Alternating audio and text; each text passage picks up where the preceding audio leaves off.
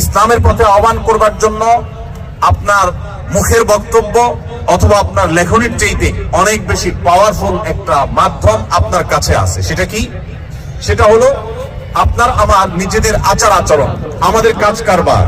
এই বিষয়গুলো অন্য ধর্মাবলম্বীদেরকে যেন ভাবতে বাধ্য করে যে মুসলমানদের দিন এতটাই সুশৃঙ্খল, এতটাই চমৎকার, এই দিন সম্পর্কে জানতে যেন তারা আগ্রহী হয়, তারা যেন কৌতূহলী হয়, তাদের মধ্যে যেন আগ্রহ জাগে, আগ্রহ জন্মায় যে ইসলামটা কি তারা যেন জানতে চেষ্টা করে। এই জন্য ভাইরা, আমি আপনাদেরকে বলতে চাই, গত বছরও আপনাদেরকে বলেছি, আপনারা এক একজন এখানে যারা আছেন আপনারা প্রত্যেকে দুটি করে ডিপার্টমেন্টে আপনারা রিপ্রেজেন্ট করছেন।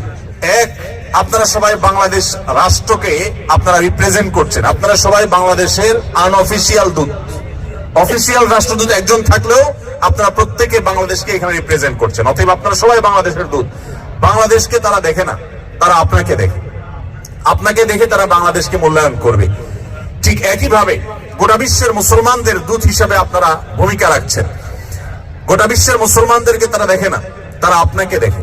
আপনার আচার আচরণ, আপনার কাজ কারবার, আপনার নিয়ম শৃঙ্খলার প্রতি শ্রদ্ধাবোধ, এদেশের যে আইন রয়েছে, এদেশের যে নিয়ম রয়েছে, এদেশের যে শৃঙ্খলা রয়েছে, সেটাকে যদি আপনি সর্বাপেক্ষা শ্রদ্ধা করেন, মেনে চলেন, আপনার যদি সুন্দর লেনদেন থাকে, আপনার কাজ কারবার থাকে, আপনার আচরণের মধ্যে মাধুর্য থাকে, আপনার পরোপকার করার মানসিকতা থাকে, তাহলে মনে রাখবেন তারা আপনাকে দেখে ইসলামকে জানার ব্যাপারে আগ্রহ হয়ে উঠবে এবং দিন শেষে মানুষ ইসলামের পথে আসবে ইনশাআল্লাহ। মনে রাখবেন, আমাদের প্রিয় নবী সাল্লাল্লাহু আলাইহি সাল্লামের বক্তব্য শুনে যত মানুষ মুসলমান হয়েছে, তার চাইতে বেশি তার মহানুভবতায়, তার সিরাত, তার জীবন দর্শনে আকৃষ্ট হয়ে মানুষ ইসলামে এসেছেন। আজও সময় এসেছে ইসলামকে আমাদের আচার আচরণ, আমাদের ভালো কাজ কাম দিয়ে, আমাদের উন্নত চিন্তাধারা দিয়ে, আমাদের বিভিন্ন কার্যক্রমের মাধ্যমে ইসলামকে রিপ্রেজেন্ট করার। আমরা সবাই সেই চেষ্টা করবো তো ইনশাআল্লাহ। মনে রাখবেন, আপনার প্রতিটি কাজ হয় ইসলাম এবং মুসলমানদের ইমেজকে বিল্ড আপ করবে, আর না হলে ইমেজকে ধ্বংস করবে। আমি ব্যক্তিগতভাবে আনন্দিত যে কোরিয়ায় আমার বাংলাদেশি প্রবাসী ভাইরা যারা আছেন, বোনেরা যারা আছেন, আপনাদের তেমন কোনো দুর্নাম নেই। আমাদের বাংলাদেশি প্রবাসীরা অনেক দেশে আছেন যে সমস্ত দেশগুলোতে নানা কারণে দুর্নাম হয়ে গেছে, সে সমস্ত দেশে আমাদের বাংলাদেশিদের মুখ অনুজ্জ্বল। আলহামদুলিল্লাহ, আমার স্বদেশী ভাইরা যারা এই দেশে বসবাস করছেন, কোরিয়া প্রবাসী ভাইদেরকে আমি স্পেশাল ভাবে ধন্যবাদ জানাচ্ছি, আপনাদের প্রতি কৃতজ্ঞতা জানাচ্ছি যে আপনাদের তেমন কোন দুর্নাম নেই। এর জন্য অবশ্য নেতৃবৃন্দ যারা আছেন, বিভিন্ন সোসাইটিকে যারা নেতৃত্ব দিচ্ছেন, নিশ্চয়ই তাদের অবদান আছে, নিশ্চয়ই উলামা ইকরাম, ইমাম সাহেবদের অবদান আছে, নিশ্চয়ই আপনাদের সবার সদিচ্ছা আছে। আল্লাহ তাআলা আপনাদের সবাইকে আপনাদের এই সুনামকে ধরে রাখার, বরং এটাকে আরো সামনে নিয়ে যাওয়ার তৌফিক দান করুন। ভাইরা আমার, তাহলে আমার তৃতীয় পয়েন্টটি হলো যে আপনার সুন্দর আচরণ, আপনার কথাবার্তা, আপনার আইন শৃঙ্খলাকে মেনে চলার মানসিকতা, আপনার সার্বিক আচার আচরণ দ্বারাই আপনি ইসলামের পথে মানুষকে আহ্বান করবেন। আপনার কর্মকাণ্ডই দাওয়াত দিবে ইসলামের পথে মানুষকে। চেষ্টা করবো তো সবাই ইনশাআল্লাহ। নাম্বার 4, আপনি প্রবাসী থেকে যদি আল্লাহর দ্বীনকে রিপ্রেজেন্ট করতে চান আর নিজের ঈমান আমলকে হেফাজত করতে চান, মনে রাখবেন আপনি কিছু পয়সা কামাই করতে এসে যদি আপনি বেঈমান হয়ে চলে যান, অথবা আপনি ঈমানদার আছেন, আপনার ছেলে মেয়ে তারা বেঈমান হয়ে যদি চলে যায়, পরের জেনারেশনটা যদি ধ্বংস হয়ে যায়, তো এর চাইতে বড় দুর্ভাগ্যের বিষয় আর কিছু হতে পারে না। অতএব এই বিষয়টিকে মাথায় রেখে আমি আপনাদেরকে অনুরোধ করব যে আপনারা সবাই সবসময় চেষ্টা করবেন, সচেষ্ট থাকবেন যে আপনারা যেখানেই থাকেন না কেন আশেপাশে মসজিদগুলোর সাথে আপনারা ইনভলভ হয়ে থাকবেন। ইমাম সাহেবদের বিভিন্ন যে প্রোগ্রামগুলো থাকে, কোরআন শিক্ষার আসর থাকে, তাফসিরের আসর থাকে, বিভিন্ন দ্বীনি প্রোগ্রামগুলো থাকে, যে কোনো দ্বীনি প্রোগ্রামের সাথে আপনারা এঙ্গেজ হয়ে থাকবেন, মসজিদগুলোর সাথে সম্পৃক্ত হয়ে থাকবেন, নামাজি মানুষদের সাথে থাকবেন। কারণ ভালো সঙ্গ যদি মানুষ অবলম্বন করে, তখন যে কোনো বিপদ আপদ থেকে, ঈমান হরণকারী বিষয় থেকে আল্লাহ রাব্বুল আলামিন মানুষকে হেফাজত করেন। এই জন্য নেক সঙ্গ বা সৎসঙ্গ এটা আমাদের ঈমানকে এই প্রতিকূল পরিবেশে টিকিয়ে রাখার জন্য সবচেয়ে সহায়ক ভূমিকা রাখবে। এই জন্য আমি আশা করব আপনারা সবাই সে বিষয়টি রাখবেন। আমাদের বোনরা যারা আছেন, আপনাদেরকে আমি বিশেষভাবে বলতে চাই, আপনারা নিজেদের মধ্যে বলয় গড়ে তোলেন, সোসাইটি এবং সার্কেল গড়ে তোলেন। 10-20 জন বোন যাদের মধ্যে আল্লাহর ভয় আছে, যারা হালাল হারাম মেনটেন করেন, যারা দুনিয়ার সমস্ত লোভের বিপরীতে ঈমানকে প্রায়োরিটি দেন, প্রাধান্য দেন, সেই মানুষগুলোকে সাথে নিয়ে আপনারা ছোট ছোট সার্কেল করে আপনারা নিয়মিত বৈঠক করেন, নিজেদের মধ্যে বোঝাপড়া করেন, কোরআন হাদিসের তালিম করেন, আলোচনা পর্যালোচনা করেন। আপনাদের শিশুদেরকে ঈমানের উপরে টিকে রাখবার জন্য, তাদেরকে সেভ করবার জন্য প্রতিকূল পরিবেশে আপনার শিশুদের জন্য আলাদা সোসাইটি বিল্ড আপ করতে হবে, তাদের জন্য আলাদা পরিবেশ গড়তে হবে, মসজিদগুলো থেকে তাদের জন্য নানামুখী উদ্যোগ নিতে হবে, মনে রাখবেন, স্রোতের তালে গা ভাসানো, এটার জন্য কোনো যোগ্যতার প্রয়োজন হয় না। স্রোতের বিপরীতে চলতে হলে যোগ্যতার প্রয়োজন হয়। আপনারা কি স্রোতের তালে গা ভাসিয়ে নিজেদের পরিচয়কে হারিয়ে ফেলতে চান, নাকি পরিচয় ধরে রাখতে চান? পরিচয় ধরে রাখতে চান। মনে রাখবেন, অনেক ভাইরা আছেন যারা নিজ দেশের মানুষের কৃষ্টি, কালচার, নিজের ঈমান, আমল এগুলোকে হারিয়ে বসেছে। এর চেয়ে দুর্ভাগ্যজনক আর কিছুই হতে পারে না। সামান্য একটু টাকা পয়সার জন্য আপনি আপনার আইডেন্টিটিকে একেবারে পানির সাথে মিশিয়ে দিয়েছেন, ধুলোর সাথে মিশিয়ে দিয়েছেন। ভাইরা আমার, আমি আপনাদেরকে অনুরোধ করতে চাই, পৃথিবীর যে প্রান্তেই থাকুন না কেন, নিজের আইডেন্টিটি, নিজের আত্মপরিচয়কে কখনো কোনো অবস্থাতে আপনি ধুলোর সাথে মিশতে দিবেন না।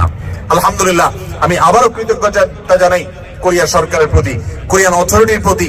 এখানকার যত দায়িত্বশীল আছে, যত প্রতিষ্ঠান আছে, তারা অত্যন্ত আন্তরিক। তাদের প্রশংসায় পঞ্চমুখ আমাদের প্রবাসী ভাইরা যেখানে যাই, আপনারা সবাই কোরিয়ান অথরিটির প্রশংসা করে থাকেন, আমরাও তাদের প্রশংসা করি। আল্লাহ রাব্বুল আলামিন তাদেরকে হেদায়েতের আলো দ্বারা আলোকিত হওয়ার তৌফিক দান করুন। যারা আমাদের জন্য এই দেশে বসবাস করার সুযোগ করে দিয়েছেন, যারা আমাদের সিকিউরিটি দিচ্ছেন, নিরাপত্তা দিচ্ছেন, যারা আমাদেরকে এত সুন্দর দ্বীনি প্রোগ্রাম করবার সুযোগ দিয়েছেন, যারা মসজিদ পরিচালনা করছেন, আপনাদেরকে বাধাহীন ভাবে, নির্বিঘ্ন ভাবে দ্বীনি কাজ করার সুযোগ যারা দিয়েছেন, আমরা অন্তঃস্থল থেকে আল্লাহর কাছে ফরিয়াদ করি, হে আল্লাহ, গোটা কোরিয়াবাসীকে আপনি জান্নাতবাসী হওয়ার মতো উপযুক্ততা নিয়ে দুনিয়া থেকে যাওয়ার তৌফিক নসিব করুন। কিন্তু সেজন্য আমাদের দায় এবং দায়বদ্ধতা, দায়িত্বশীলতা আছে না নাই? যদি থাকে, আমাদের প্রত্যেককে আজ এখান থেকে প্রতিশ্রুতি করতে হবে, আমরা সবাই ইনশাআল্লাহ এখান থেকে দায়ী হওয়ার সংকল্প নিয়ে, ইসলাম প্রচারক হওয়ার, আল্লাহর প্রতি আহ্বানকারী হওয়ার সংকল্প নিয়ে এখান থেকে যাব। ঠিক আছে তো ইনশাআল্লাহ? ভাইরা আমার, সেই জন্য 4 নম্বর পয়েন্ট বলেছি যে আপনাকে যেটা করতে হবে, সৎসঙ্গ অবলম্বন করতে হবে। ভালো মানুষ যারা নামাজ কালাম পড়েন, হালাল হারাম মেনটেন করেন, ঈমান ব্যাপারে খুব সিরিয়াস, যে আমার টাকা পয়সা আসুক আর না আসুক, ঈমান যেন চলে না যায়, এই মানুষগুলোর সাথে আপনি বন্ধুতা করবেন, তাদের সাথে উঠা বসা করবেন। যত বেশি তাদের ব্যাপারে আপনি সিরিয়াস হবেন, তত বেশি ইনশাআল্লাহ আপনার ঈমানকে এই প্রতিকূল পরিবেশে আপনি সেফ রাখতে পারবেন। আপনি জানেন, নবী করিম সাল্লাল্লাহু আলাইহি ওয়াসাল্লাম বলেছেন, যে ব্যক্তি অন্য ধর্মাবলম্বীদের কাছে, ইহুদি মুশরিক বা নাসারা বা মুশরিকদের মধ্যে যারা বসবাস করে, ওই ব্যক্তির ঈমানের ব্যাপারে নবী সাল্লাল্লাহু আলাইহি ওয়াসাল্লাম কোনো দায়িত্ব নেন না, তার ব্যাপারে নবী সাল্লাল্লাহু আলাইহি ওয়াসাল্লাম কোনো দায়িত্ব নিতে চান না, এমন কথা তিনি বলেছেন। এটা এক ধরনের সতর্কবাণী যে প্রতিকূল পরিবেশে তুমি নিজের ঈমানকে রক্ষা করতে পারবা না। অনেকে সন্তান সন্ততি সহ এখানে বসবাস করেন, নিজের ঈমান সেভ করতে পারলেও পরের জেনারেশন ধরে রাখা কঠিন। আর থার্ড জেনারেশন ধরে রাখা শুধু কঠিন নয়, অলমোস্ট অসম্ভবের মতো। এটা সম্ভব হওয়ার একমাত্র পথ হলো, আপনার মূল পরিচয় ব্যবসায়ী হবে না, আপনার মূল পরিচয় চাকরিজীবী হবে না, আপনার মূল পরিচয় স্টুডেন্ট হবে না, আপনার মূল পরিচয় হবে আপনি দেশে আছেন, থাকবেন ইসলামকে রিপ্রেজেন্ট করার জন্য, ইসলামের দায়ী হওয়ার জন্য, ইসলামের পথে মানুষকে আহ্বান করার জন্য। মনে রাখবেন, সাধারণ ইবাদতকারী আর দায়ীর মধ্যে পার্থক্য হলো, আমাদের দেশে আমরা জানি যে বিভিন্ন রকমের নির্বাচন হয়ে থাকে, যে বিভিন্ন পর্যায়ে যে নির্বাচন হয়, এখানে কিছু থাকে ভোটার আর কিছু থাকে ক্যান্ডিডেটের পক্ষ থেকে প্রচারক বা ক্যাম্বাসার।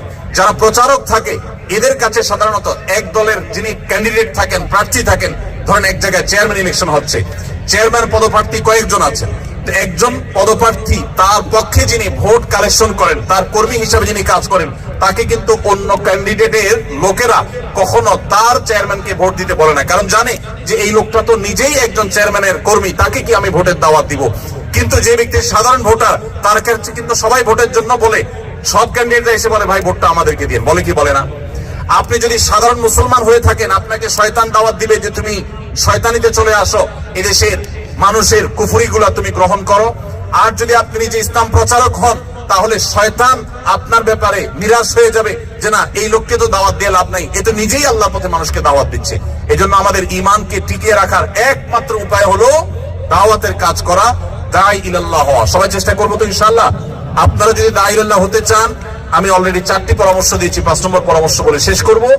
এই 5টি পয়েন্ট যদি আপনি মাথায় রেখে চলেন, ওলামা ইকরামের যদি সহযোগিতা নেন, আমি বিশ্বাস করি যে একটা নির্দিষ্ট সময়ের পর, 6 মাস 1 বছর পর, আপনারা সবাই ইনশাআল্লাহ ইসলামের দায়ী হতে পারবেন। আল্লাহ আমাদের সবাইকে তৌফিক দান করুন। 5 নম্বর সর্বশেষ যে পয়েন্টটি বলতে চাই তা হলো, ইসলামের পথে মানুষকে আহ্বান করার জন্য আল্লাহ সুবহানাহু ওয়া তাআলার কাছে চোখের পানি ফেলে দোয়া করতে হবে। আমি শুরু থেকে বলছি, যে দেশ আমাদেরকে এত সুযোগ দিয়েছে, যে দেশ আমাদেরকে নিরাপদে বসবাস করার সুযোগ দিয়েছে, আমাদের প্রিয় স্বদেশে পর্যন্ত আমরা অনেকে এতটা নিরাপদ না। ঠিকই ঠিক না বলেন? আমাদের প্রিয় স্বদেশেও আমরা অনেকে এলাকাতে গেলে পালিয়ে বেড়াইতে হয়, অনেকে আছেন যে নানান মামলা মোকদ্দমা দিয়ে রাখা হয়, এয়ারপোর্ট থেকে অনেককে হয়রানি করা শুরু করা হয়। তো এইরকম একটা পরিস্থিতিতে আমরা যে দেশে বসবাস করছি, এই দেশে আপনাদের জীবন নিয়ে কখনো শঙ্কায় থাকা লাগে? আপনাদের সম্পদ নিয়ে কখনো ভয় করা লাগে? তো যে দেশের মানুষ আমাদেরকে এতটা নিরাপত্তা দিয়েছে, এতটা সুযোগ দিয়েছে, আমি এখান থেকে হালাল উপার্জন করার সুযোগ পাচ্ছি, আমরা তাদের প্রতি যে কৃতজ্ঞতা বোধ, সেই কৃতজ্ঞতা বোধ থেকে আজ থেকে আপনার যত দোয়া হবে, আপনি প্রত্যেক দোয়াতে একবারের জন্য হলেও বলবেন, আল্লাহ এদেশের যে মানুষগুলো এত সুন্দর, এত সভ্য, এত ভদ্র, এত সত্য কথা বলে, এত সৎ এবং ন্যায়পরায়ণ, শুধু তাদের ঈমানটুকু নেই, হে আল্লাহ আপনি আমাকে ক্যাপাবল করে দেন, আমাকে সেই যোগ্যতা দেন, আমি যেন তাদের সবাইকে ঈমানের পথে আহ্বান করতে পারি।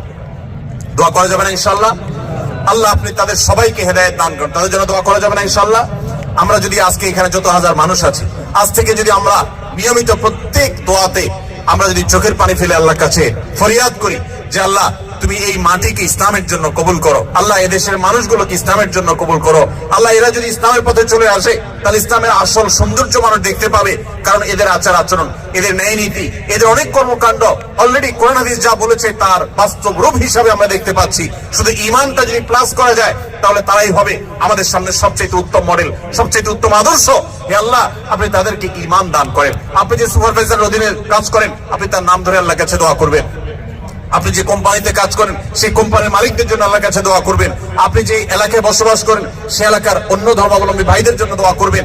এভাবে যদি সবার জন্য আপনি দোয়া করেন, চোখের পানি ফেলেন, মনে রাখবেন নবী করিম সাল্লাল্লাহু আলাইহি সাল্লাম বদরের সময় আল্লাহর কাছে চোখের পানি ফেলে দোয়া করেছেন এবং বলেছেন, আল্লাহ যদি আপনি চান আজকের পরে আর আপনাকে ইবাদত কেউ করার থাকবে না, তো সেটা হতে পারে, আর যদি আপনি চান আপনার দিনকে টিকাবেন, সেটাও হতে পারে। আল্লাহর কাছে ফরিয়াদ করে তিনি হেদায়েতের সাফল্য, দ্বীন এবং ঈমানের সাফল্য তিনি কামনা করেছেন। আমি আপনাদেরকে উদাত্ত আহ্বান রাখতে চাই, আপনারা সবাই যার যার জায়গা থেকে আপনাদের দোয়াগুলোতে আমাদের এই কোরিয়ান ভাই বোনদের জন্য, এদেশে বসবাস করি অন্য ধর্মাবলম্বী ভাই বোনদের জন্য দোয়া করবেন। আল্লাহ যেন তাদের সবাইকে হেদায়েত গ্রহণ করার তৌফিক নসিব করেন।